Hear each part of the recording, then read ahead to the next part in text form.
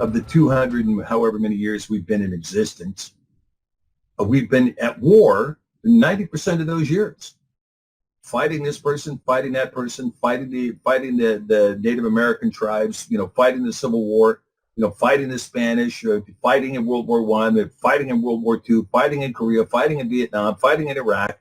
The fighting goes on and on and on and on and on and on and on. Now we've been in Afghanistan for 17 years? 17 years. I don't know who we're fighting over there, but we're there for 17 years. You'd think victory would be proclaimed at some point. But at any rate, what you see that this idea that without a moral code that says thou shalt not kill from a supernatural entity, i.e. the creator, the moral code that exists on earth without him is a moral code that has no foundation whatsoever.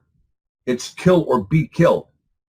And under those circumstances, I've seen atheists argue, well, look, we can reach a fundamental agreement between us, an ethical agreement that we're not going to kill each other. Maybe, but what if I don't want to agree with that? I could choke you to death right here and now, and you would have no moral reason why I shouldn't do it. Because I can, therefore I should. That's what situational ethics are. Okay, there are no absolutes. And I've heard many existentialists argue, and they'll say, oh, well, there are no absolutes. And I say to them, well, do you mean that absolutely? Or is there an exception? And if there is an exception, then that means there's one absolute, in which case your whole premise falls apart. And if you're saying there are no absolutes, that itself is an absolute, right?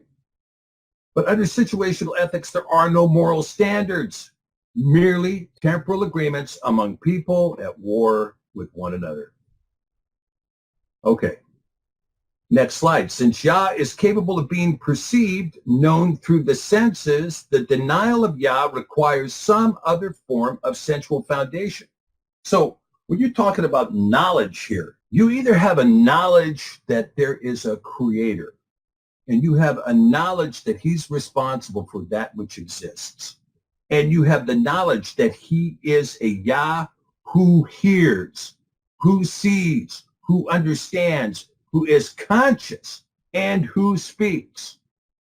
You either know this or you don't. And if you don't know this, then those people who do know this appear to you to be absolutely insane and off their rocker. You believe in a God that speaks? What are you, some kind of a drifty? They give you this kind of attitude, right? You pray, you think there's somebody in heaven that's listening to you? What are you, some kind of a whack job? We all know that the only thing that exists is what my eyes can see, what my nose can smell, what my fingers can touch, what my tongue can taste, right? This is the only thing that exists. So with these people, it's very easy to say, well, look, Abraham Lincoln didn't exist at all. When you talk about any kind of history whatsoever, there's no single person here that was alive back in 1800 to be able to tell us what existed. We have to rely on somebody telling us the story. And then how do we know that it's true? Well, Scripture tells us by the testimony of two or three witnesses, the matter can be established. Assuming that those witnesses are willing to tell you the truth. Assuming there's no willing liar in the mix who's bearing false witness, which is why we have the command, thou shalt not bear false witness, because when you bear false witness, you destroy all of the historical record and the ability for every single human being to know beyond that which he immediately perceives himself. And so when you're in that kind of a situation, if you're stuck in a situation, I only believe what I perceive right in front of me. You don't know if there's a downtown distant from where you're sitting right now.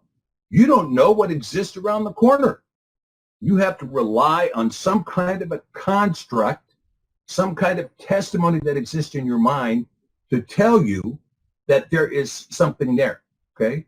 Now, when you talk about people who say, well, there is no Yah, these are people, these terrorists, there is no creator, there is no Yah, therefore what? Well, then they're going to build their foundation on something.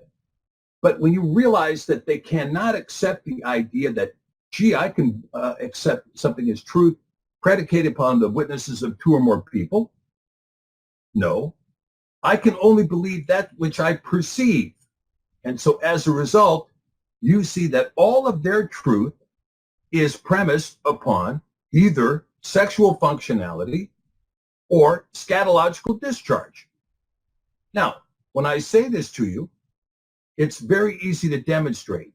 You go to any, cable show, or you go to a lot of the YouTube channels out there, or you go to a lot of the other discussion that's out there, and you see people that are in the pop world, the mainstream world, the non-believing world, and everything that they use to describe anything has to have some tie to either sexual functionality or scatological discharge, period. They use 4-letter words to describe these things, and those 4-letter words appear as adverbs, adjectives, pronouns, proper nouns, for heaven's sakes, everything. And so pretty soon you see people describing the whole world as these things.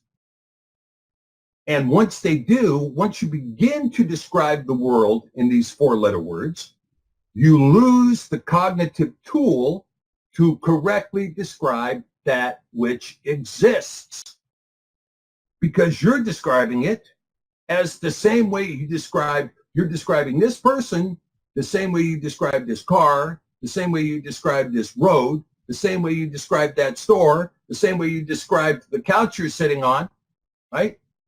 Oh, that's a POS, right? Well, it's not, but you can't identify it. After a certain number of years of calling everything that, you can't identify what actually exists because you don't know the words. And your mind does not know the concept because you have not caused recognition to be associated with the term that correctly identifies it.